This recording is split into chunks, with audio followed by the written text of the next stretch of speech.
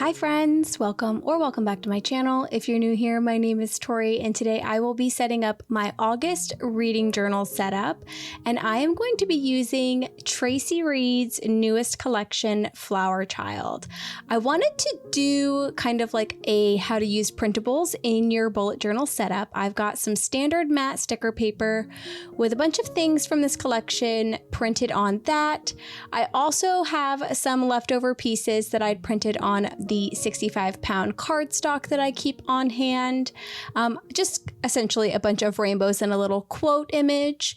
And I also pulled out my printable vellum and printed out the grid paper, which is my favorite paper of the collection, on that printable vellum. And then off camera, I also pulled out some of my little doily dies and just trimmed that down and used some of that vellum to make these really cute little grid doilies.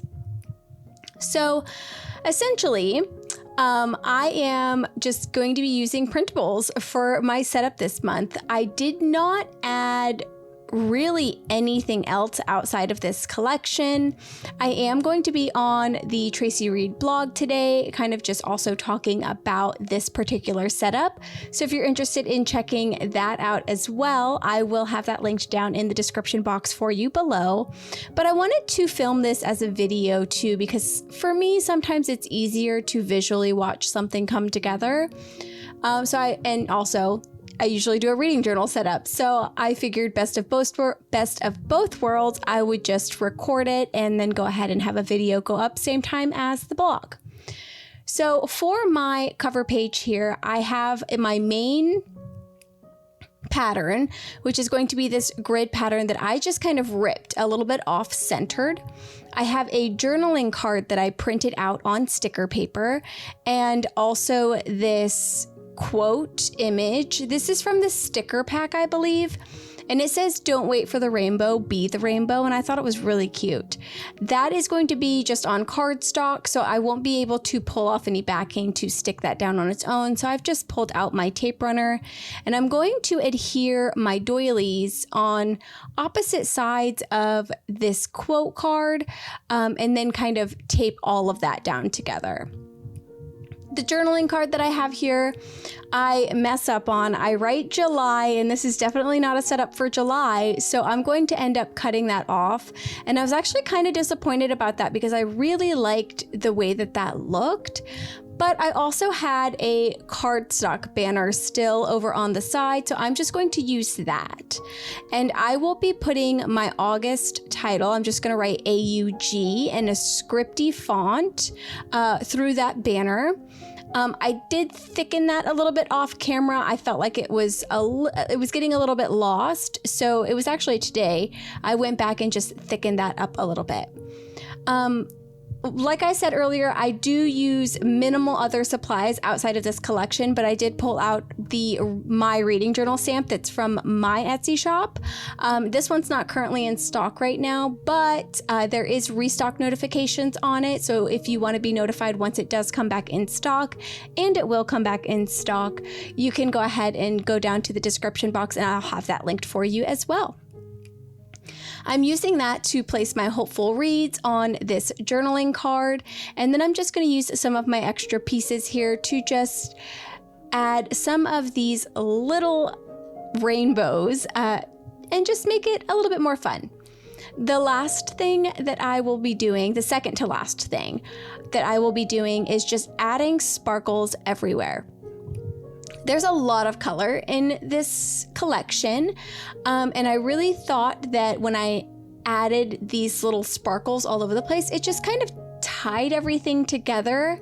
It made it a little bit less colorful because of the black, not by like a drastic amount, but it definitely, I think, evened everything out.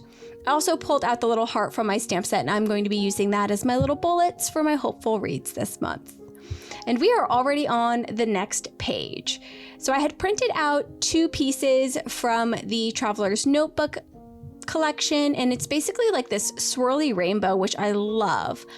One of the pieces, I'm just going to rip a triangular piece from the top and the bottom, and I'm going to place those on either side of my page. And then I'm going to take my leftover sheet of the printed vellum, and I'm going to add a little piece of that grid behind each of these rainbow-ish papers. You can't really see the rainbow anymore because I ripped them so much, but I do still like that you can really see all of those colors, and I think it looks great. So as always, these two spreads are my most filled spreads at the end of the month. So I'm not going to make my decorations on these two pages too drastic or too overly decorated, because I do end up needing quite a bit of space to get everything filled in and recorded, especially when I'm doing my book reviews and stuff like that. These two pages are the ones that I will come back to pretty much the most. I do all of my reading, like book review spreads at the back of my journal. So like the second half of my journal has all of my book review spreads, and then the first half has all of my monthly setups, because I do like to keep track of things throughout the month. I didn't actually sketch or pre-sketch anything out this month, other than when I was calculating how many pages I would need before I started doing my reading journal setup, or like my reading reviews. So I had flipped back to a previous setup just to kind of figure out what spacing I needed for my visual time to read calendar. And y'all, I messed this calendar up. My brain was absolutely stuck in July for some reason, because this is definitely a July calendar, and I don't realize that right away, and I don't fix it entirely on camera either, but I haven't realized it yet in the video. I am going to pull out another piece of scrap paper. This is just regular cardstock, but it's a strip that I had left over from a previous project, and I'm just gonna rip it kind of like it's a little bit of washi tape and just add it to the top left-hand corner and the bottom right-hand corner of my spread. And then I believe after I get that added is when I realize that I definitely did not put the right calendar on this page. So I will add a couple of extra boxes here. This is me realizing that I messed up the calendar. I'll add a couple of extra boxes here and fix at least the last week of the month, but I wasn't really sure how I was going to fix the first week of the month. I fixed the rest of it off camera, so you won't even see that in my photos of this project.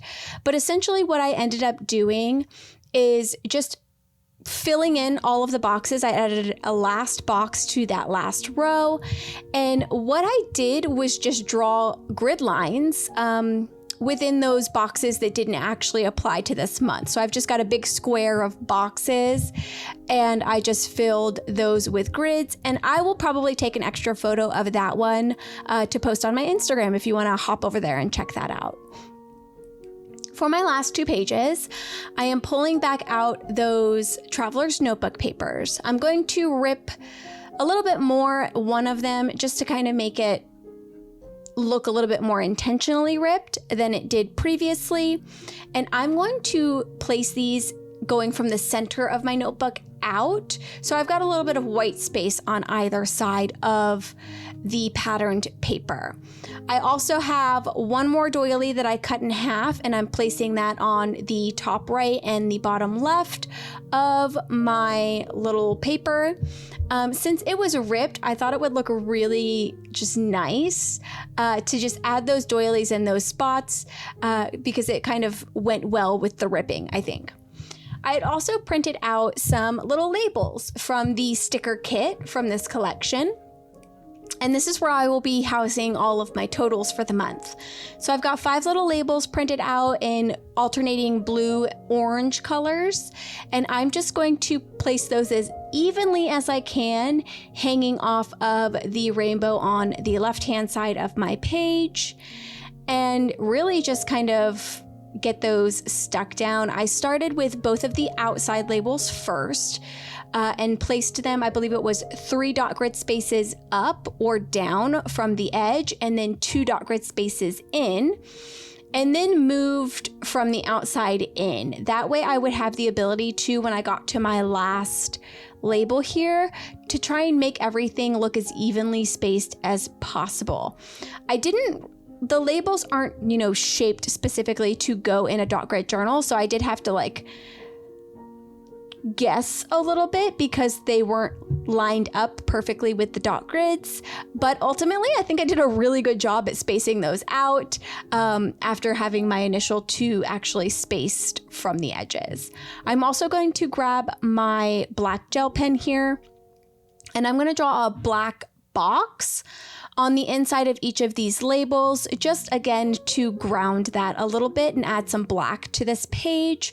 I really feel like black does help ground a very colorful page, and that's what I'm doing here. And then I'm just going to add sparkles everywhere again. I think the sparkles with this Flower Child collection just really work super well with it, and there were some sparkles in the sticker pack, but they were also colorful sparkles. And when I was deciding what to print out, I decided that I would just manually draw any sparkles that I wanted because I would be using those black sparkles as kind of a grounding element for my spreads. I'm pulling back out my stamp set to stamp my titles, which is going to be totals and my favorite book. And then on my favorite book page, I'm only going to just add a place to put my book. So I just cut out a rectangle from that sheet of vellum paper.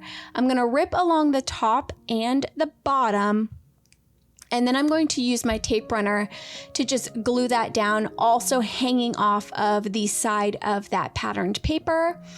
And let me tell y'all, this particular spread here, my totals and my favorite book spread, is my absolute favorite of this entire setup. I would love to know down in the comments below, which one is going to be your favorite, do you think? Just let me know there.